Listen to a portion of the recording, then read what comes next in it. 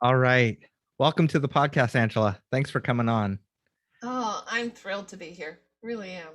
I'm uh I'm really looking forward to learning more about your coaching practice and how you became a coach. Um I think listeners may know I think they may know that half of the week I'm a coach and half of the week I'm a counselor. And so but I'm interested to learn more about how you do counseling or coaching. Mhm, mhm. And you also have a webinar series coming up, the first one this week. That's right. I wanted to say that up front in case folks didn't listen to the end, didn't want them to miss out on a webinar and a chance to learn more from you. Uh, but so as we begin, I like to ask folks to introduce themselves to listeners and to uh, ask you to tell us a little bit about yourself. Okay. All right.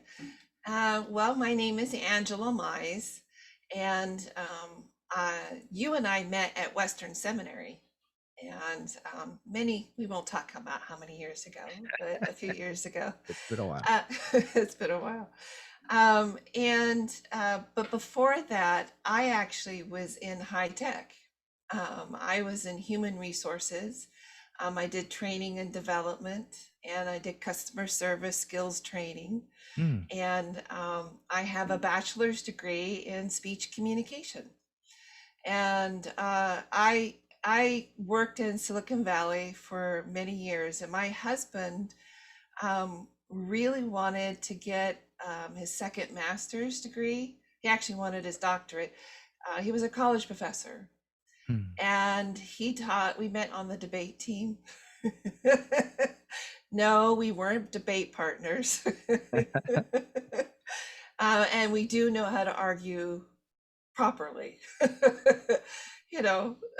So no, that's a slippery slope. No, that's a false logic. Yes, we do know how to do those kinds of things. And you break out those skills sometimes, We bring out those those skills ideas. in discussion, in Yes. our discussions. Yes. So he moved us up to the Portland area to go to Western Seminary.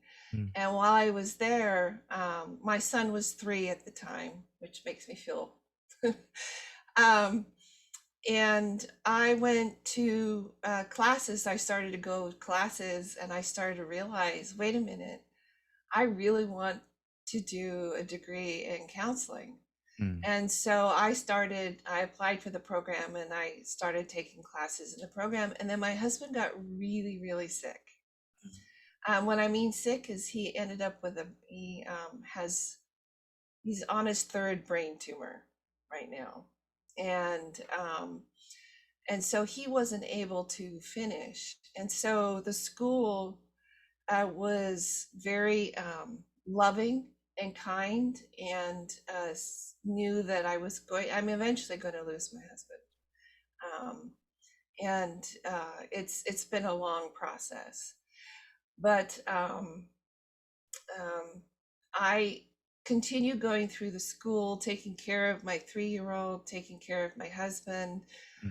um, and um, and then his sister ended up with breast cancer at the same time. So I was Wow. taking care of his sister, my husband, my son, and then trying to get my master's degree in counseling. And I got really, really close, but I got extremely ill because I wasn't taking care of myself.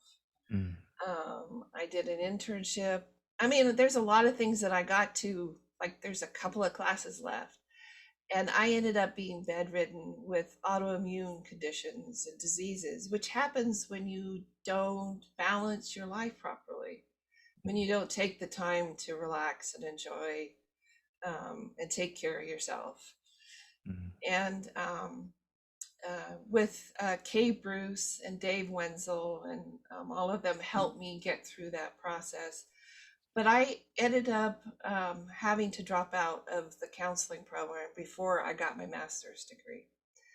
And and for the What was longest that? What time, was that like? oh, that was devastating. absolutely devastated because Mm, I felt as if, like, what was the point of me going through all of this and all of the struggles and doing this if I wasn't going to get a degree in counseling? mm, And it took me a long time to figure that out, but I look back now at it and I realize that I didn't waste a moment of that time learning. It felt like it because mm, you know, I didn't complete what I thought I needed to complete, but I completed what God wanted me to complete. And at the time, I didn't know what that was.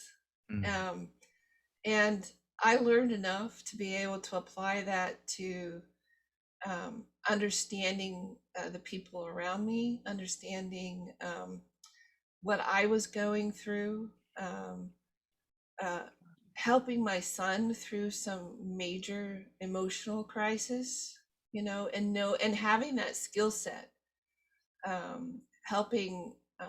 I've worked a lot with teenage kids that were friends of my son, Mm. just because of the fact that I knew. I mean, I was going to specialize in play therapy. I mean, my area that I wanted was teenagers, and so I was able to do that as a quote mom slash listener through the past couple of years. Yeah. And it You was don't have to have a degree you to don't help people, to minister to people, know. to support and people. and it's that the training that I received put me in a place where I knew what to do and what not to do. Mm, Because a lot of times I think lay people not understand that there's certain things you can say to somebody and set them off in the wrong direction. mm.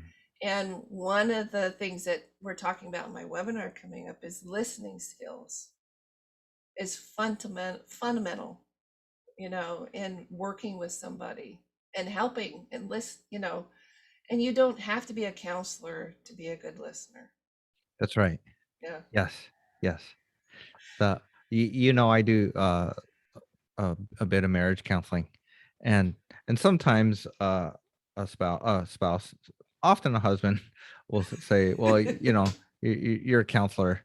Like that's in a way saying like those listening skills, that's weird. And like I just encourage people that no, like listening well, Yeah. they're skills that you can learn, and and they're super helpful. So I'm glad you're doing a webinar. I've already recommended a few people uh, go to it. Oh, Um, thank you. yeah, yeah. So the you got sick. Mm-hmm. Um, Mm-hmm. uh, when people, and I'm glad you said that, like autoimmune disease. Sometimes that's from not taking care of yourself. When Right. when when we talk about burnout, sometimes it's like a description of of mood and overwhelm, like mental and emotional, but it's a physiologic um, condition, burnout, where It your is. your your body is shutting down or in rebelling or in pain because you're not getting the rest um or all the healthy habits that you need to stay healthy. Yeah, Yeah. yeah. Yeah. Your body basically says enough is enough. And if you're not going to do something about it, I will. That's the bottom line of it. Mhm. And if you push your body too far, your body will say, "That's it, I'm done." And you know, um, I was in my 30s when that happened, and you don't realize that you. I think it's funny. You start to realize that you're getting older when you're getting older, when your body's it says enough earlier in the process than it would if you were in your 20s. Yes. So, That um, that's why older people move slow. yeah, So they're like being careful and trying to listen to that's right. that It's like, voice. is my neck gonna go? No. Okay, we're good. Yes. Yeah. I At the time of this recording, I'm getting over 3 weeks of a gout flare up. And Oh, so this is something that's been happening to me the last couple years.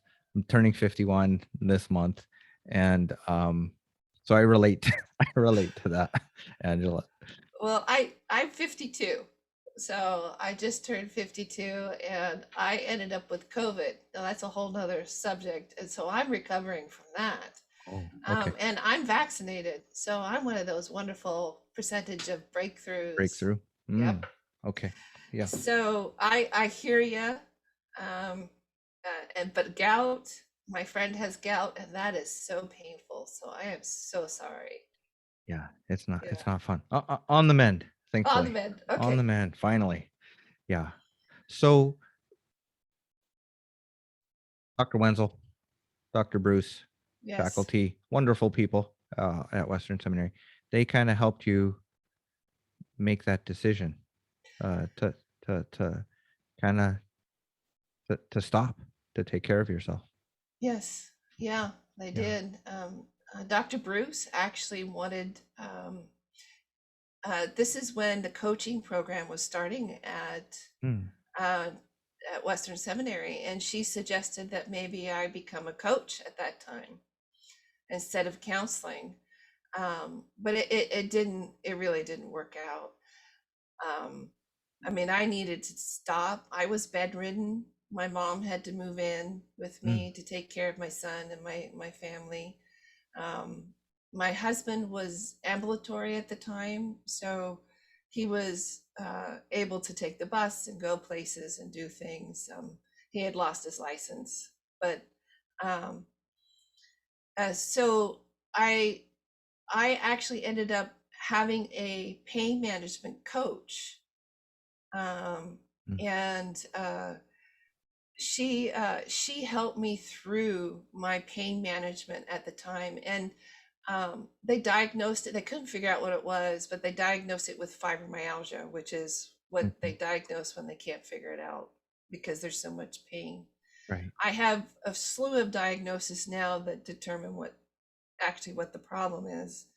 Um, but I've learned through coaching my pain management, and Mm, Tammy Stackelhouse, she's I know you know Tammy, and I was one of her first clients, so I didn't have to pay for Tammy, which I was wonderful. She was a really good friend of mine, and she helped me, and I was in the beginning of her coaching program. So I just loved what I went through, and I've been trying to be a pain management coach for a while, and it just didn't click for me. Um, and I've realized that coaching has been a part of my life for years. And when I had some time, um, I actually had a knee replacement done February of 2020. Go whoa. figure. Whoa. Yeah. 1 month before. Well, I was at OHSU, and COVID was actually at OHSU in February, but no one really knew it. Oh, And so I had my knee replaced, and I was home when COVID hit.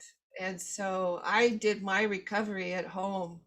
Um, and I had a lot of time to think in that process time of, okay, I need to do something. I feel I'm at that point in my life where I'm in the, I feel like I'm midlife, like I need to have something that belongs to me. And I've been spending a lot of time taking care of other people, even though mm, and I've learned how to balance that. And that is taking me 10 years.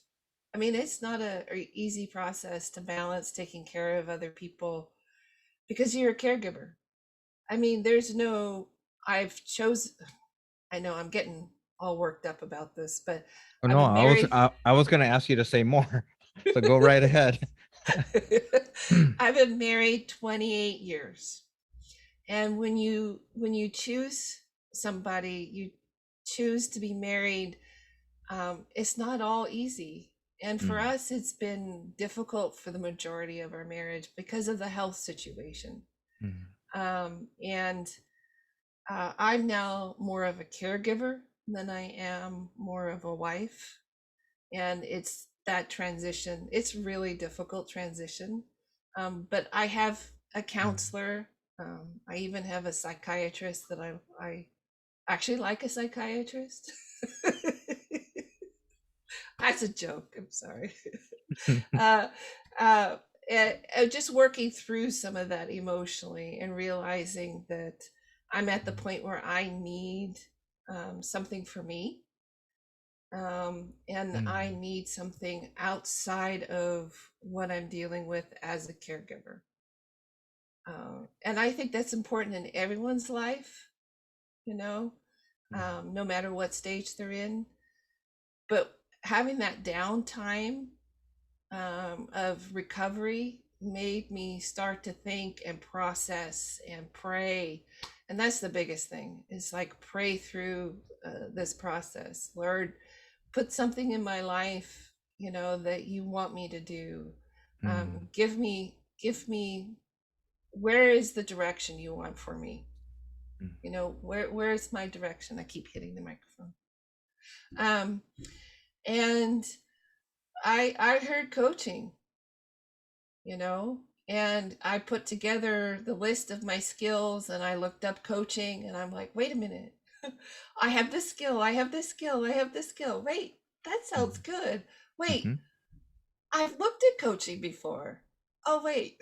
You know, it was like these, and that's what coaching really is about, is that the individual actually knows what they're supposed to be doing, mm, but a coach comes alongside and help them realize that they know what they're supposed to be doing. They just need to do it. So, mm. so I actually signed up to get certified as a coach with ICF, International Coaching Federation. And I happen, and this is, I love how the Lord like does these little things. I signed up with Coach Approach Ministries with Chad Hall, who is one of the ones who set up the Western Seminary Mhm. coaching program. Yes. I had no idea of all the coaching programs that are out there. I Yeah. had no idea. So, Oh, you know, Kay's recommendation, yeah, it was like wait. It yeah, was not right now, exactly. but you ended up connecting with Chad. I I had him for coaching 101, Oh, the yeah, intro to coaching yeah, at Western, and is really good training. Yeah. yeah. Yeah. Yeah. Mhm. So I have the first level of training, and I have leadership coaching certificate. So, and then I'm working on my ACC coaching is my next one, and then P. What It's kind of HCC? like associates. It's kind of It's just more just it's the more level. training. Yeah, it's a level of training, and you can I go. see. The highest level is masters, which is what Western offers, is the masters level. I see. So Yeah. yeah. Yeah. So So, I have so many questions. But I want to go back to um, I need something for me. mm, Um, the I I I work with a lot of caregivers as a health coach because I'm trying to encourage people to practice self compassion and self mm, care. mhm, Um, and when you have to care for a spouse for so long, um, it's hard to balance. or even give yourself permission to put yourself on the agenda and take care of yourself. Um, but I think but when you said that, it sounded like it was more than just self care, needing something for me. Uh, can you say a little bit more about how not having something for you was Mm. affecting you? Well, I had to, when I had to have my knee replaced, I had to set up, um, I had to have my husband in care. So I had to put him in I put him in the Mennonite home because I needed to prioritize my health at that moment in time. Oh, I had is that come like a to skilled nursing a skilled facility? nursing.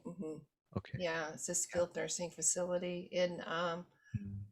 Lebanon, Albany, Lebanon area, and run by the Mennonites. So it's a Christian facility.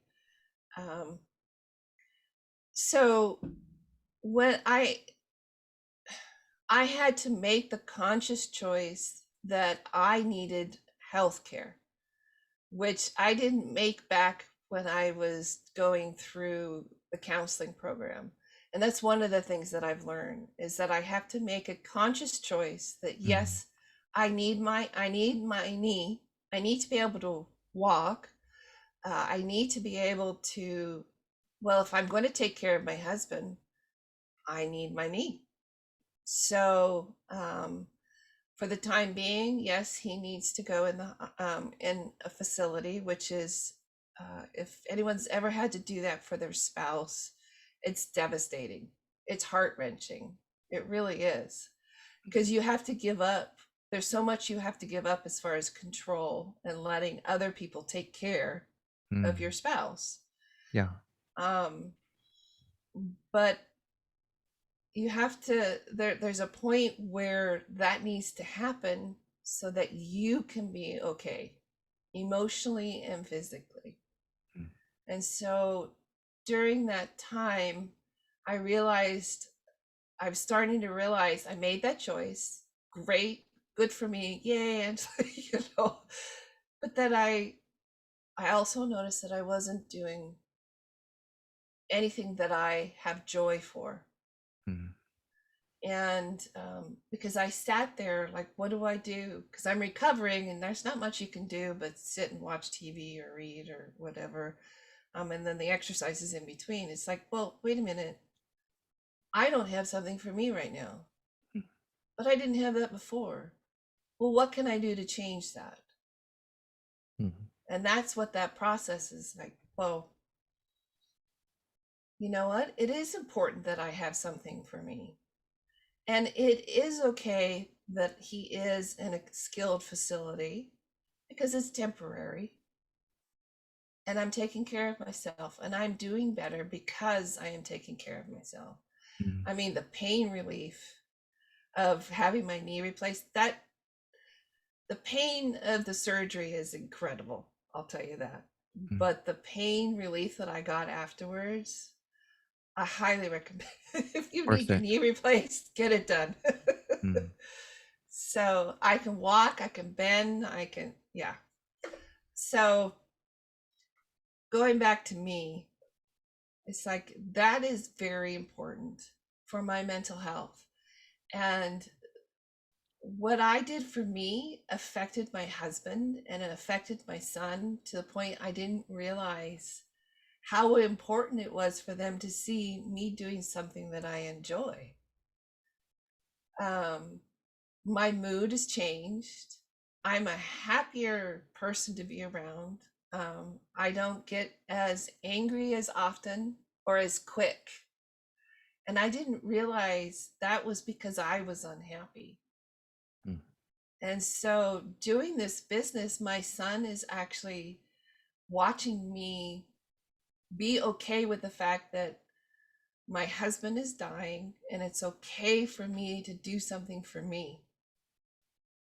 Because my son felt guilty for doing something for himself Mm. because he sees his dad dying, and he doesn't want to, he didn't feel guilt, he felt guilty moving on with his life.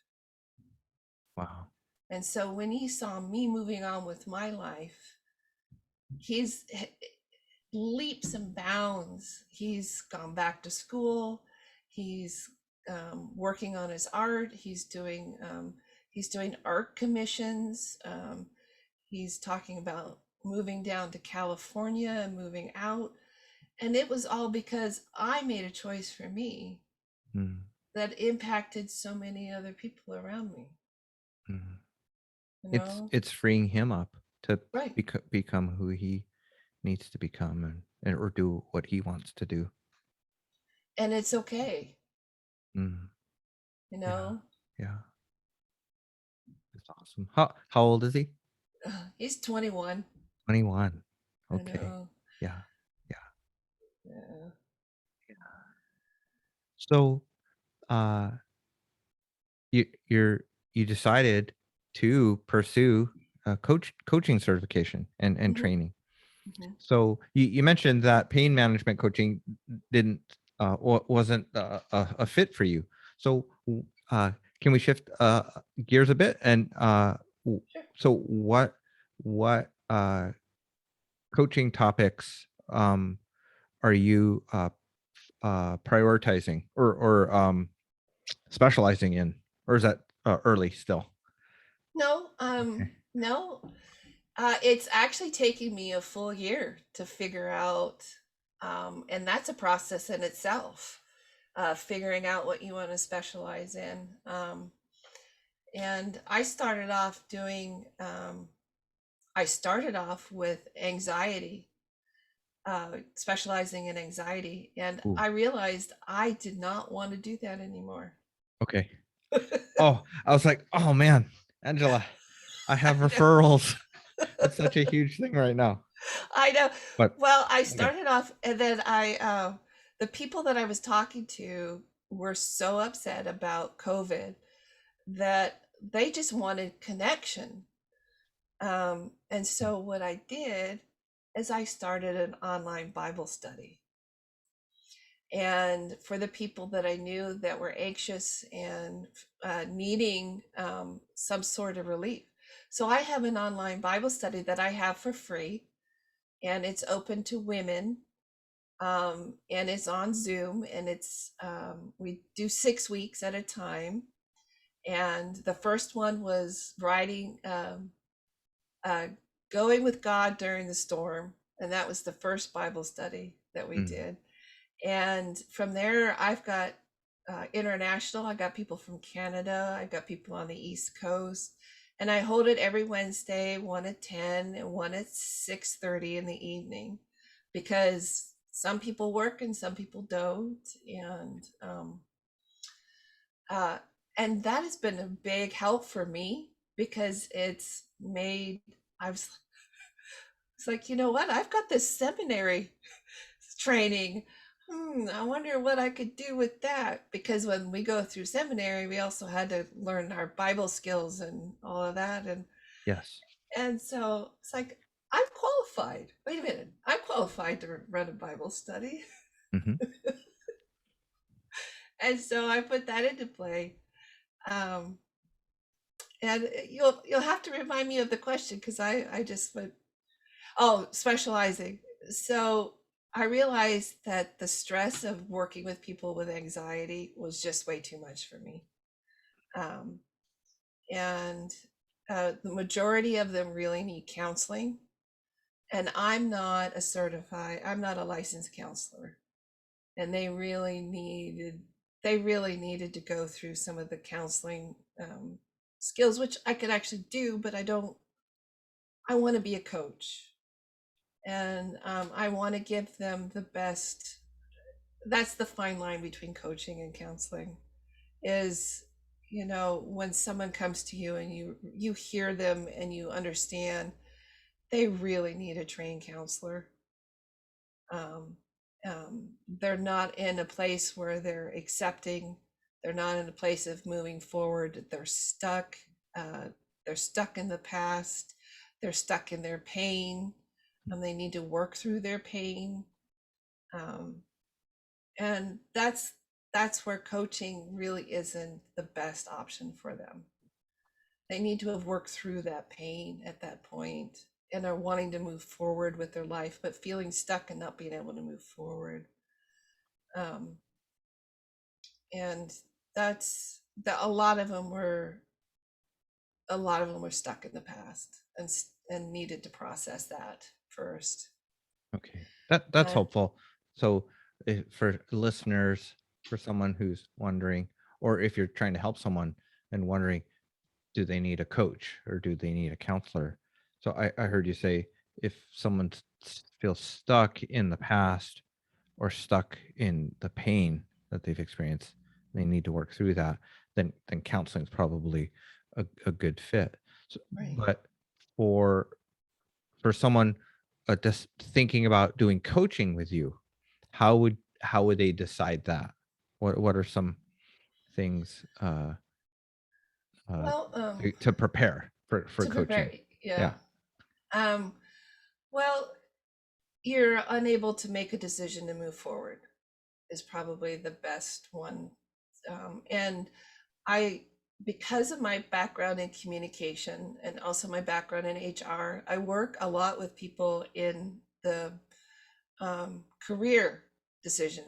You Oh. know, I Hmm. want to make a career change or a career choice. What I don't know what I am good at, I don't know what I'm doing, but I'm very unhappy with what I'm doing now.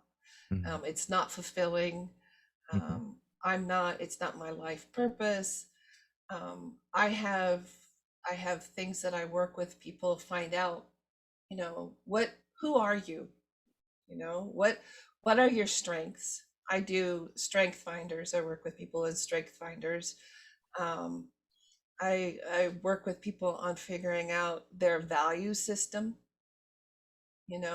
A lot of times people are in a job or in a place in their life that goes against their complete values, Mm. and they're not even aware of that. And so that the dissonance of living your life against your values makes you extremely unhappy. Right. And if you're not even aware of what your values are, then how can you make a change? So I That help them. yeah, that's where I tell people your emotions will probably try to signal you that you're not in a good place. Um, Right. it's like people who are really smart or work really hard, they can kind of make a job work through a lot of effort. But if it Mhm. goes against their values, then like, you know, why am I so exhausted? Yes. Why am I grumpy? Why am I dissatisfied? It's probably it might be that. Exactly. Mm. Exactly. And in the strengths, the interesting thing is combining your strengths with your values and the overlapping them and finding what would be the best place for you to be, Ooh, you that know? sounds fun. And and it is actually quite enjoyable on my end when someone like that click of, oh, I see how that works, and now I understand why I'm not happy with what I'm doing.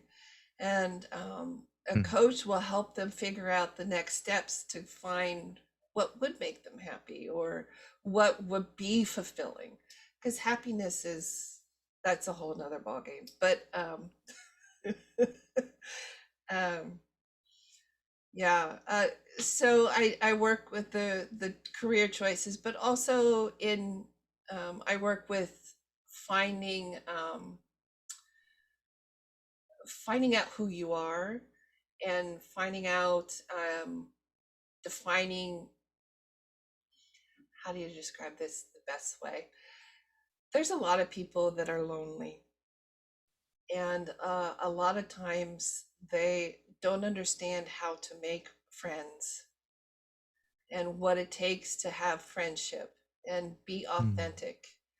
Mm. And that ties in with every aspect of your life, not just your work, but your family members, your friendships.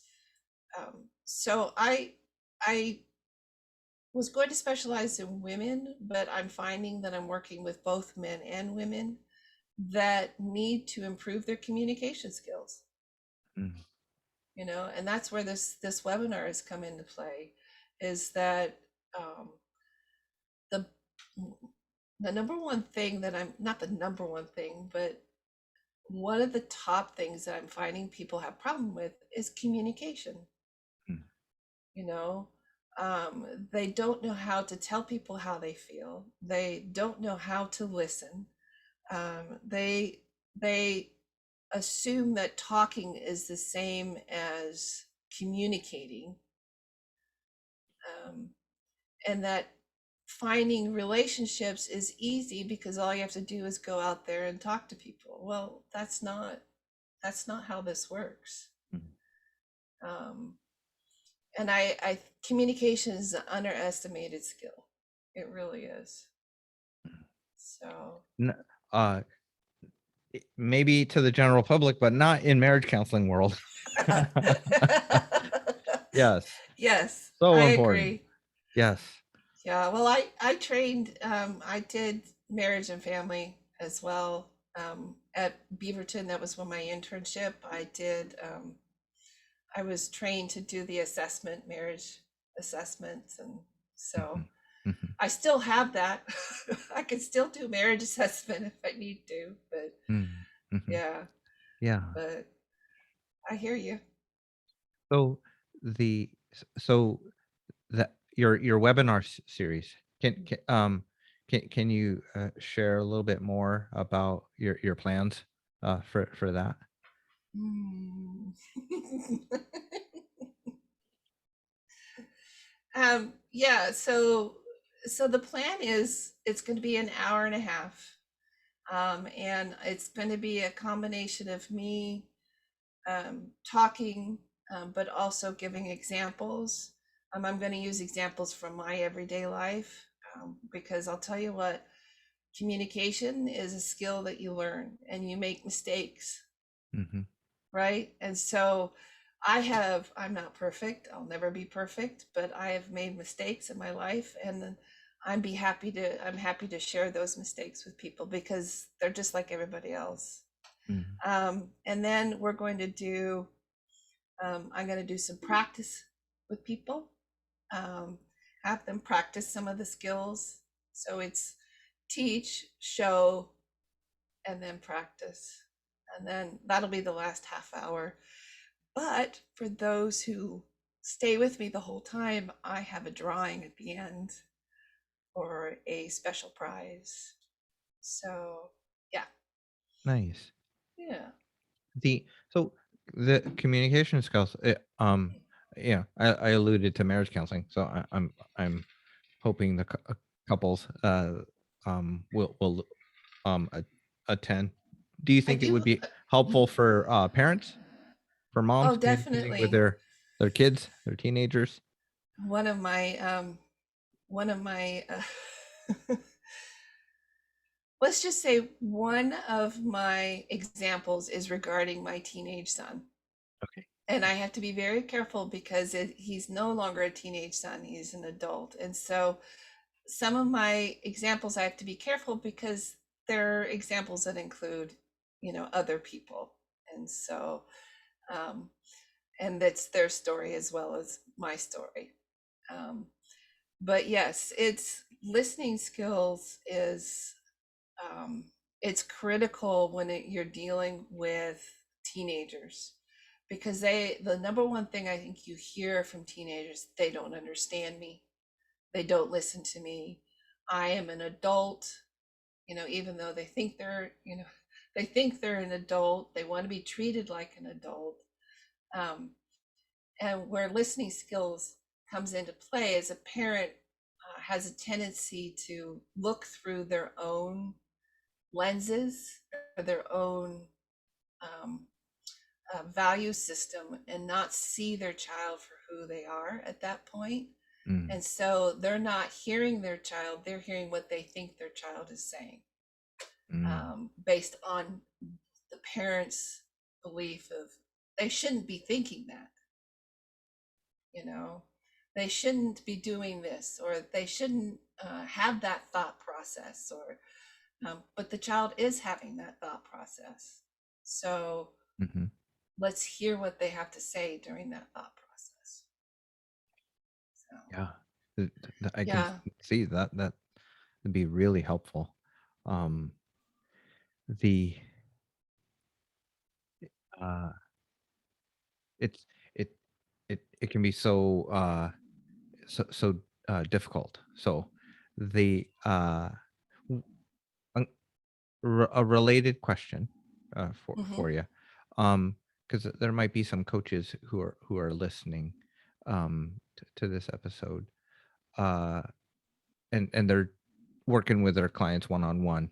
Any advice or suggestions about like doing webinar um or coaching in this way? well, this is my first one, and Oh, so okay, yeah, this is my first webinar. So nice. uh That's it's the courage part of that is the coming on courage the part. on the podcast. You're doing this for the first time. That's That's awesome. right. This Yeah. is my first podcast, and this is my first webinar. But I will say that I jumped in with both feet doing the Bible study, and I did that on Zoom. I didn't know what I was doing. I didn't know the technology. Mm, I just went ahead and said, I'm doing this. If you want to join, you can learn with me. And I'll tell you what, I learned a lot about the technology doing the Bible study uh-huh. of what works, what doesn't work, those kinds of things. Yes. And liking these headphones versus the earbuds, you know. That, so doing a webinar, I think is majority of it is the prep, the prep time, Mm, and being flexible. And that's what I found with my Bible studies. Be flexible, be ready with the questions and what you're going to talk about. But the people that are coming to learn have their own questions, and they have their own idea of what they want to get out of the webinar, mm, and be willing to kind of be a little flexible to help them through that. And that's the same with coaching, is a client will come to you with their own ideas, and that's the point of coaching, is go with what they need, mm, and yes, you teach them a little bit, but at the same time, what do your clients need? They may need something completely different from what, and that's that lens, your own lens, right? This is what I mm, think they need. mm, And then your client's coming back and saying, well, actually, this is what I would like to learn. You're like, oh, I didn't realize that. Well, let's go down that path, you mm. know? So, Nice, nice. So, excited for you, starting this webinar series. So you're starting with listening. Are there yes. other webinar topics that you're thinking about? Uh, well, well, this one is listening, and I didn't call it active listening because people don't know what active listening is, but that's what the whole point. It's active listening. And then another one would be nonverbal communication. I think a lot of us speak with our facial expressions and our body expressions. Uh, and nonverbal communication. And also another one would be uh, the contradiction between what we say and what we're giving off, you know, um, our Mm, verbal versus nonverbal, you know. And that's what I studied in my bachelor's degree with communication, was nonverbal communication, of the differences. My thesis was on how children have a difficult time when their parents are saying no, mm, and there's the conflict between the verbal and the mm. nonverbal, right? Like, what do I listen to? So Yeah, yeah, yeah, yeah, great, great. Well, Angela, it's been good to hear uh, your story. We're catching up after several years, yeah. and yeah, I hope. I hope the webinar goes well, but I hope that your son and the next steps that he's taking, that it'll be great for him, and yeah, and that God will just continue to give you grace, you and your husband, for what he's going through with his health, and also for you, that you'll stay strong and healthy too, as you take on more coaching, and can continue to develop as a coach. Um, any last words that you'd like to share with listeners, and then any information, more information that you'd like to give about signing up for the webinar, or working with you as a coach? All right. Yeah, I do a free as a coach, I do a free 45-minute, you know, discovery call to see if we're a good fit, you know. And then there's a sign up, and we do one-on-one coaching, and then I have different group. There's a group that you can belong to. It's called Coaching for Everyday People, and that's on Facebook. Um, and uh, yeah, I love what I'm doing. I love the fact um, uh, that God has not. Um, well, there was a point in my life that I thought I wasted my time, going to seminary, and wasted my time getting this education. And come to find out, it was never a waste of time. It was always for a purpose. And God has a purpose for my life. And to have it come to this point of realizing this is why he switched me here. This is why I'm switched over here. Mm, And mm, um, having that realization and then helping others come to that realization is what coaching is about. And so I've gone through that process myself. I feel like God has called me to help others go through that process. So mm. the webinar is, you do need to register for the webinar, but it's free. And it's through my web page, and I'll give you the link for the event page on my website. So yeah, We'll put it there in the show I'll put notes. it there. Yeah. But yeah, I'm happy to talk to people, and help them figure out if coaching is the best for them, and if it isn't, I'll let you know. You know? Great. Thank you so much for coming on the show today, Angela. Oh yes, yeah. Thank you for having me. It's so good to see you. You're welcome. Bye bye. Bye.